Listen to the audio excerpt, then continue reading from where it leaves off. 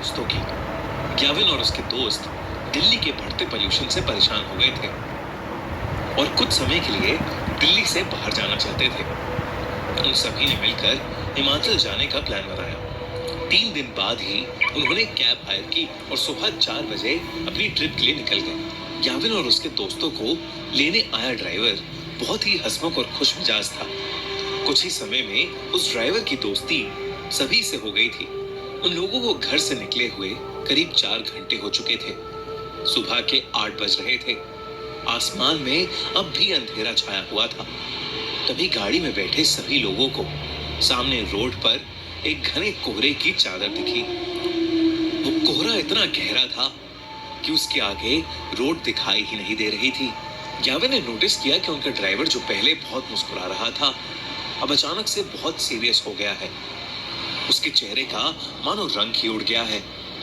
ग्याविन को लगा कि शायद ड्राइवर कोहरे में गाड़ी चलाने से घबरा रहा था। ग्याविन ने ड्राइवर के कंधे पर हाथ रखा और उससे कहा, भैया टेंशन मत लो, धीमी स्पीड पर गाड़ी कोहरे से निकाल लेना। तभी उस ड्राइवर ने ग्याविन को देखा और सहमी हुई आवाज में कहा, मेरी आपसे विनती है, कोहरे से निकलते वक्त प्लीज गाड़ी की खिड़की बंद ही रखना, भूल कर भी मत खोलना। ड्राइवर इतना डरा हुआ था कि ग्याविन और उसके दोस्तों की हंसी छूट गई। इस पर उस ड्राइवर ने बताया कि वो जिस इलाके में है वहां कभी कोहरा नहीं आता और जब कभी ऐसा कोहरा आता है तो वो अपने साथ एक छलावा, एक झूठ, एक माया लेकर आता है। ग्याविन और उसके दोस्तों को ड्राइवर की बात पर विश्वास नहीं हुआ। उन्होंने उसकी बात को अंधविश्वास बोलकर नकार दिया और देखते ही देखते उनकी गाड़ी कोहरे के अंदर चली गई।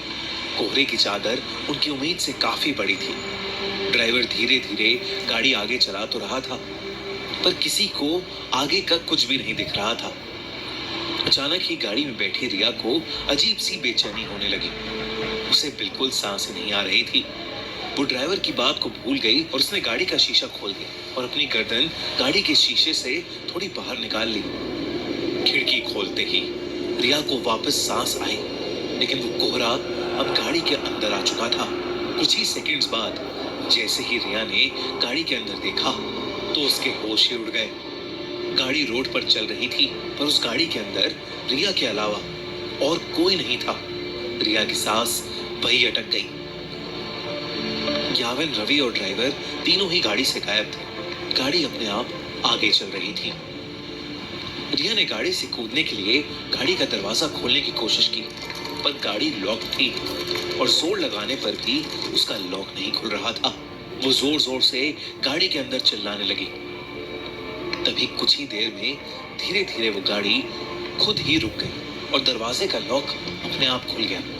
रिया ने बिना कुछ सोचे समझे गाड़ी का लॉक खोला और गाड़ी से बाहर भागने लगी, पर उसे अपने आसपास घने कोहरे के अलावा और कुछ भी नहीं दिख रहा था।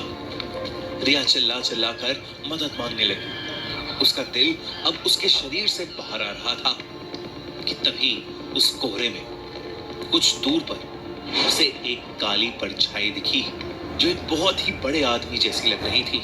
रिया मदद के लिए उस आदमी की तरफ भागने लगी, पर भागते हुए उसने ये देखा कि वो परछाई के करीब पहुंच ही नहीं पा रही है। वो परछाई हमेशा उतनी ही दूर होती जितनी पहले थी। इससे पहले रिया कुछ भी समझ पाती, उसे महसूस हुआ कि जैसे उसके पीछे कोई खड़ा हुआ है।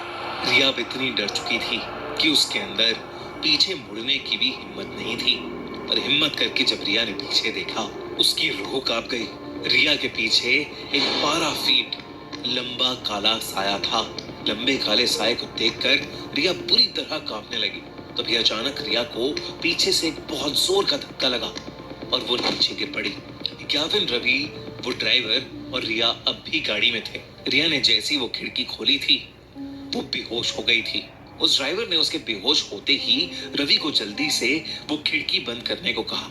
ग्याविन और रवि रिया की हालत देखकर उसे जगाने की कोशिश कर रहे थे और ड्राइवर बस बार बार एक ही चीज बोले जा रहा था, गाड़ी की खिड़की नहीं खोलनी चाहिए थी, नहीं खोलनी चाहिए थी गाड़ी की खिड़की। ग्याविन को अब ड्राइवर पर गुस्सा आने लगा था। उसे लग रहा था कि वो ड्राइवर एक मेडिकल इमरजेंसी पर वहम की पट्टी चढ़ा रहा है। याविन बस वहां से निकलकर रिया को हॉस्पिटल ले जाना चाहता था। याविन ने ड्राइवर को गाड़ी तेज चलाने के लिए कहा। ड्राइवर ने याविन की बात मानी और गाड़ी के एक्सीलरेटर पर अपना पैर दबा दिया। लेकिन कुछ ही सेकंड्स में अचानक से गाड़ी के सामने एक लड़की आ गई और इतनी तेज स्पीड होने की वजह से गाड़ी उस लड़की से टकरा गई। उस लड़की के टकराने के बाद ड्राइवर ने गाड़ी वहीं रोक दी। अब याविन और रवि की सांसें वहीं अटक गई थीं। याविन तुरंत गाड़ी से उतरकर उस लड़की को देखने गया। उसने देखा कि एक लड़की खून से लथपथ रोड पर उल्टी पड़ी हुई थी। याविन ने जैसे ही उसकी शक्ल देखने के लिए उसे पलटा, उसका दिल दहल गया। तो खून से लथपथ पड़ी लड़की कोई और नहीं बल्कि याविन की दोस्त रिया थी। याविन को कुछ समझ नहीं आ रहा था क्योंकि रिया तो उसके साथ गाड़ी में थी। याविन दोबारा गाड़ी की ओर गया और उसने देखा कि पूरी गाड़ी बिल्कुल खाली थी। गाड़ी के अंदर और कोई भी नहीं बैठा था। याविन को कुछ समझ नहीं आ रहा था। वो बहुत ज्यादा डर चुका था। याविन ने रिया की बॉडी को उठाकर गाड़ी में रखा और खुद ड्राइवर सीट पर बैठकर गाड़ी को चलाने लगा। याविन उस घने कोहरे में बस तेजी से गाड़ी चला रहा था। तभी उस चलती हुई गाड़ी के सामने वही 12 फुट लंबा काला साया आ गया और याविन का गाड़ी की स्टीयरिंग पर से कंट्रोल बिगड़ गया और वो गाड़ी रोड के एक साइड के एक पेड़ से जाकर टकरा गई। अगली सुबह उनकी गाड़ी एक पेड़ से टकराई हुई मिली जिसमें ड्राइवर, याविन, रवि और रिया थे। वो चारों उस कोहरे की रात जिंदा तो बच गए, लेकिन यावी के सर पर चोट आने की वजह से उसका मानसिक संतुलन बिगड़ गया और रिया को इतना गहरा सदमा लगा कि अब उसे हर जगह सिर्फ वही काला साया